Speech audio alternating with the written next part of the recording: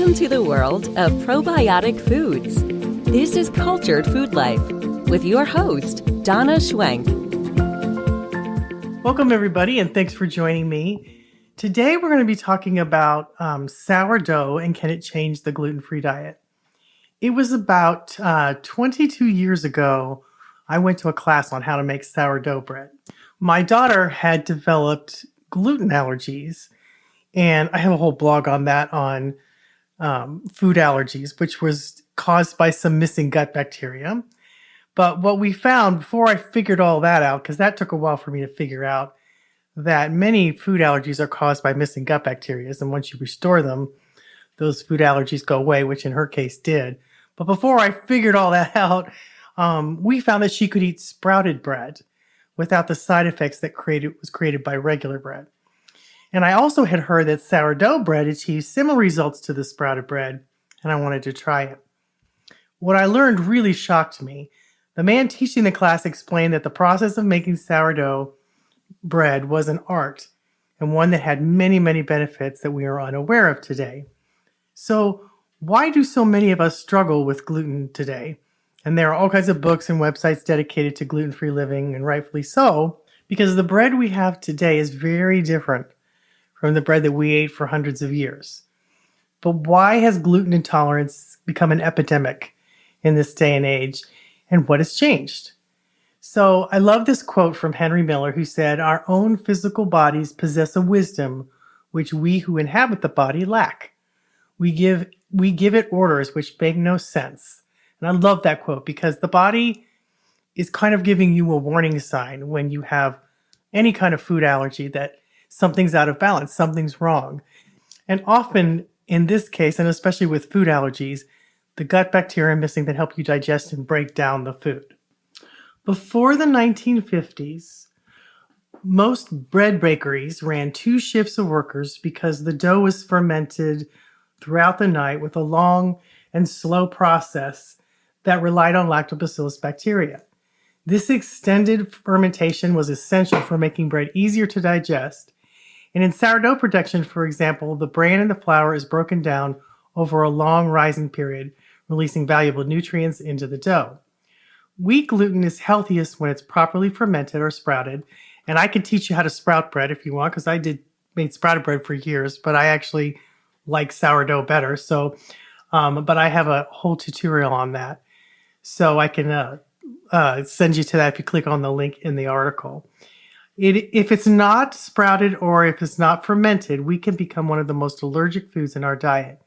Additionally, phytic acid in grains must be at least 90% neutralized for the human body to absorb the grain's minerals. Natural fermentation or using sourdough or culture or doing sprouting, which is basically just taking the grains and soaking them overnight, but then you have to dry them and grind them up. So it's a little bit more of a process than using a sourdough culture. And then if you sprout them or you use a natural fermentation with a culture, it eliminates the phytic acid entirely. And in contrast, bread made with instant yeast retain about 90% of the phytic acid unless the grains are sprouted. In their efforts to increase profits and speed up bread making, bakers began using new techniques that only took 3 hours to make a loaf of bread, and now can even do it in 1 hour. They used the new instant yeast, which made the old way of bread baking using cultures and fermentation that not only help preserve the food, but also increase the nutrients available for our bodies unnecessary. During the making of sourdough bread, complex carbohydrates are broken down into more digestible, simple sugars, and protein is broken down into amino acids. Enzymes develop during rising, and these enzymes are not always lost while baking since the center of the loaf remains at a lower temperature than the crust. This fermentation, partly from lactobacillus, also allows for bread that is lower on the glycemic index, thus making it better for those with blood sugar issues. This fermentation also helps restore the functioning of the digestive tract, resulting in proper assimilation and elimination, which we really saw with my daughter. There is a common process that is happening to our wheat just before harvesting. A widespread practice in modern wheat farming involves applying the herbicide Roundup just before harvest. According to many farmers, this allows the crop to be harvested sooner because the wheat plant is effectively killed off by that chemical. Even Monsanto Roundup manufacturers confirm that when the herbicide is applied at over 30% kernel moisture, it can be absorbed into the kernels. But at the same time, changes in bread production, especially replacing long, slow, natural fermentation with these quick industry methods, have really taken a toll on gut health. When combined with the persuasive use of agricultural chemicals, soil depletion, and a lack of probiotic-rich food, these factors contribute to a surge of food allergies and digestive problems. Our modern diet is such a far cry from the nutrient-dense whole foods of the past that it has led to a reliance on pharmaceuticals and a rise in all kinds of health problems. As a result, many people blame gluten in bread for their symptoms, unaware that the real problem lies in the radical changes to wheat farming and baking practices. It was really my daughter's inability to digest wheat that really started me on a journey learning about these cultured foods that were transformed when they were sprouted or made with sourdough cultures. And people who came to my classes and websites were experiencing the same thing. They resulted when they were eating breads that were made with a sourdough culture or were sprouted, they did much better. Even those who were gluten intolerant seemed to do really well. Now, not everybody who is gluten intolerant can handle it right away. They need to heal their guts often, first with cultured foods on a regular basis, or try Einkorn sourdough bread. Einkorn is a different type of gluten that doesn't cause the allergies that regular gluten does, and it also has a very small amount of enzyme inhibitors in it, so you can even make quicker breads with this because those phytates and things that are in the gluten are in regular gluten are not in Einkorn. It's the most ancient wheat there is. And the lady who really brought Einkorn wheat back in Jovial Foods, she's the one that brought the wheat back to help her daughter who had severe gluten allergies, was really the one that opened my eyes to it. And it's really been life transforming if you have severe gluten allergies. Now, I have seen so many people thrive on sourdough bread or Einkorn bread, and it seems to revolutionize the way their body handles gluten. Now, sourdough bread is transformed when it's fermented for 7 hours, and most of my recipes are like 8 to 10 or 12 hours. You let them rise overnight, you let them ferment overnight. And not only is it easier to digest it, but it can often be handled by those who really have severe gluten allergies. And it seems that the longer that you ferment it, the better people do. I have recipes for overnight sourdough breads. I have many recipes for that. It's one of the best for beginners, and it's the one I think that tastes the best. And guys, I make this all the time. So it's basically flour, water, salt, and culture. Okay. It takes me about 7 minutes. I just put it all in a KitchenAid bowl with a dough hook. It takes about 7 minutes to make. And then I cover it and I put it overnight. And in the morning I bake it. So it isn't an excessive amount of work. It just takes a long time for it to ferment. But you're not doing anything while it's fermenting. You're just letting it sit there, break down the bread, and then you get to enjoy the benefits. I can give you the recipes for the breads that I make overnight, and they're one of the easiest for beginners because it's flour, water, salt, and culture. And you just mix it all together, and you don't even have to mix it very much. Like regular bread, you have to knead it, and you don't have to do that with these types of bread because the fermentation does that, breaks it down. You just need to get it into a nice uniform little ball, and I like to stick it in a warm place and let it ferment. Not super warm because then it over-rises, but it makes the best bread, and it's easy for beginners. It tastes good, and it's really, really fun to make. I love the great flavor it has, and I love the long, slow fermentation method. And it's not super sour. We don't use a ton of the sourdough. I have other recipes that if you want a really sourdough bread, tasting more tart, that you add more culture, and I have those recipes on my website too. And it's so good. It's so easy, and it's so pretty, and it makes you so proud when you take it out of the oven. I love it so much. I got a bunch of stuff to help you. Like I have a little sourdough kit, or I have something called a bread sling, and you just place it in I like to make these in a Dutch oven. because you put the lid on it for like 20 minutes or 30 minutes. I can't remember. Each recipe is a little bit different, but it steams the bread and makes it rise really high. So I have this little silicone bread sling that you put in the bottom of your Dutch oven, and then you can just lift it out because it's got little handles on it, and it just makes bread really good. And I have my own bread lane, which I love to make the cuts in the top and do different designs. It's really fun. And I have a bunch of little tools that make it easier and more fun to make this bread. You don't need them. I did it for years without them. You do need some kind of a bread lame or something to slash the top. You don't need the other ones. You can use like parchment paper or something instead, but it does make it really fun. You have to check it out in my store. I'll put the link description below. It's just because I love it and it's so fun. So that's something that just makes it more easier and kind of exciting. And it's a good way to make bread because having those little tools makes a big difference and also makes it fun. Now, I talked a little bit before about ancient wheat, and those who are severely gluten intolerant might want to try ancient wheat, it is the most ancient wheat. This is the first wheat there ever was, and that's Einkorn. And it's so ancient, but it's so different than the wheat we have today. I almost exclusively use Einkorn flour for just about everything nowadays because I love it so much. It's really good on your blood sugar. It's really has lots of protein, like double the amount. It might even be more than that of regular wheat. But it has a lot of vitamin A. I love the flavor. It's kind of golden color. So I try to get more vitamin A in my diet. That helps with everything, not just eyes, but it helps your body fight things and keeps you healthy and infections and things like that. You just need a lot of vitamin A. And Einkorn is loaded with it. It also will help your body make short chain fatty acids, which your body really needs, like butyrate and things like that. And this is a great way to get your body to make those short chain fatty acids that keep you super healthy. And it's abundant in Einkorn wheat. Einkorn wheat has about 14 chromosomes as compared to other wheat which have 28 and 42.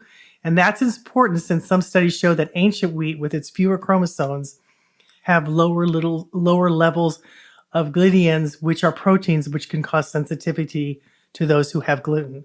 Einkorn does not contain the troublesome D genome, only the A genome that most people are tested for gluten intolerance. Most of the people, they don't even test for this one because it doesn't really cause problems. And while Einkorn does contain gluten, it's a different type, allows for easier digestion and nutrient absorption, and it also is delicious and one of my favorite sourdough breads to make. So, and I have all the recipes for that. And I have a lot of recipes. I have all kinds of sourdough recipes. I have a rye, cinnamon, pecan, regular wheat, Einkorn sourdough. I have a whole booklet on Einkorn sourdough, and it's just so fun to make and easy to make. And I just want to encourage people to make their own bread. There is nothing like it. I mean, I was a little girl when I started making bread. My mom didn't make bread, but my grandma did. But I wasn't really around her. But I had this just desire to do it. But little did I know, years later, I would be making this bread with the sourdough culture that would really transform our life. And it just makes the best bread. And it also helps, my daughter could eat the sourdough bread when she couldn't handle regular wheat.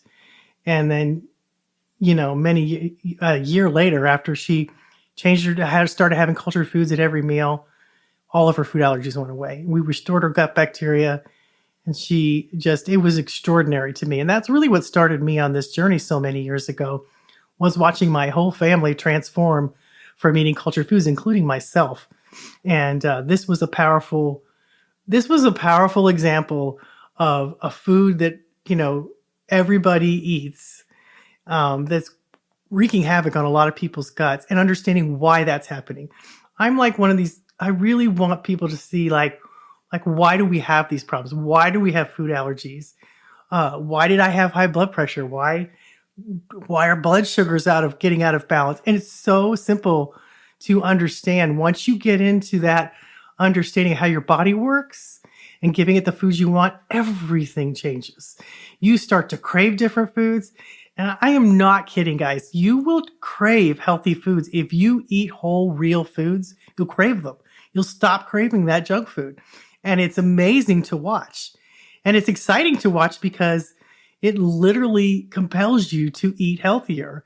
And it makes it easy because then you stay healthier. And people aren't even aware of how fast that can happen.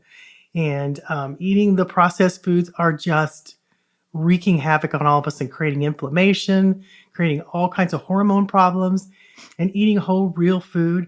And that includes these types of breads that are long, slow fermented, and also either einkorn or sourdough breads that can make all the difference in your health and also allow you to have and enjoy bread again. So I have lots of recipes. I have starter cultures if you need a starter culture to rise your bread, and they'll last your lifetime if you take care of them. That's the beautiful thing about sourdough. It's pretty hard to kill a sourdough starter. People think they do, but it'll come back. And I've done this many times, but I have an einkorn sourdough starter and a regular sourdough starter, and it's pretty cool to watch how it responds to you. It likes warmth, to rise and get bubbly and likes to be fed. And you just need to feed it every 3 to 4 hours when you're getting ready to make bread and get it bubbly, and then it will rise your bread. Because if you don't get it bubbly, it's not going to rise your bread. But you just feed it and you watch it and you watch for those bubbles. And then if people write me all the time, say, well, it's not bubbly. Well, it's because you let it go too long and it ate all the food up. So you just need to feed it again. But these starters can last your whole life. I mean, I've had mine, 22 years. And I make bread with them all the time. It's exciting because you can do other things with them. Okay, so I have to tell you this story. I just made one this weekend. So you get a lot of extra starter because you feed it, take care of it. I made a sourdough discard, the sourdough discard where you feed your sourdough starter before you bake it, and then you have some leftover, which you save, but sometimes you have too much. So I made a pizza crust with it in a cast iron skillet in the oven, and all I used was the starter, and it just was so good. And I'll write that recipe up for you guys for this weekend, and then I'll give it to you because it is just a fabulous recipe to help you enjoy your, making sourdough and using the leftovers of the sourdough starter. So if you don't know what I'm talking about, you have this little culture and you feed it flour and water to get it bubbly that rises your bread. So then you keep it in your fridge and it'll last forever. You just feed it once a week or make bread once a week, and or you can do a lot more than that. And then you have this little culture that lives in your fridge, and you take it out and feed it, warm it up, and then it makes all kinds of wonderful things. And if you have extra, you can I make dumplings with the extra. I make pizza crusts. I do all kinds of different things, but I'll try to get that written up this week for you because it's a great way to use your leftover sourdough starter. So there's all kinds of things you can do with it. It's kind of like a pet at my house. I mean, my starters I have a lot of good bacteria in my house because I make so many cultured foods, and they can get very, very bubbly over time. The longer you have them, the more they adapt to your home. People don't realize that every single home is unique. You guys all have your own strains of bacteria in your home, your pets, and it all is revolving around you. And the more you eat these foods, even these breads, and the more you make them, the more your home is filled with the trillions of healthy bacteria that keep you healthy and well, but also change the environment around you, because bacteria is everywhere and people think it's a bad thing, but you want the good bacteria, and you are 99% good bacteria. And only when pathogens get a hold, and then your bacteria can alert your immune system and help them go after them. But you want to, I just think wherever I go, whoever's hand I shake, whoever I'm around is getting my good bacteria from me, whether they like it or not. And that's kind of a way for me. I know it sounds crazy, but to spread good bacteria everywhere, because you become a force for good in the world because you're healthy, and that good bacteria wants to thrive and grow and keep us healthy. It's here for a reason, and people don't even know about it. They just have no idea how it breaks down their food, helps them breathe even. It does so many things in the body that people are unaware of, and it's 10 times the amount of cells in your body. And you're just a sack of bacteria walking around and you don't even know it. You just have a cloud with you wherever you go. So this is one of the ways I try to make my life count in this world, is to have lots of good bacteria, not only to help you, encourage you to do it, but also just to spread it wherever I go, because I believe in this. I mean, nobody can convince me otherwise that these bacteria didn't change my life. And they came to me at a time when I really needed them. And I'm so grateful. And that's why I share it with you. So this is a great time of year in January to be making sourdough bread. It's fun. I love it. It's life-changing. And boy, does it taste good. My family whines when I don't make it as often as they want because they eat it so fast. But I just made a loaf of Einkorn. I put some flax seeds in it. It was delicious. And we've been doing avocado toast and egg white bites for breakfast. I put them in a blender, and that's been my breakfast several days this week. And then I have a little side of kefir on the side too. But anyway, these foods are fun and easy to make. They become a part of your life. They become a habit in your life. And it's a healthy habit that will change everything for you guys. It's just a few little things you got to do. It takes about 10 minutes, maybe 7 minutes for me, 7 to 10 minutes to make this before you go to bed. You let it rise and bake in the morning, and it's fabulous. So it's fun to do, it's fun to make, and it's so good for you.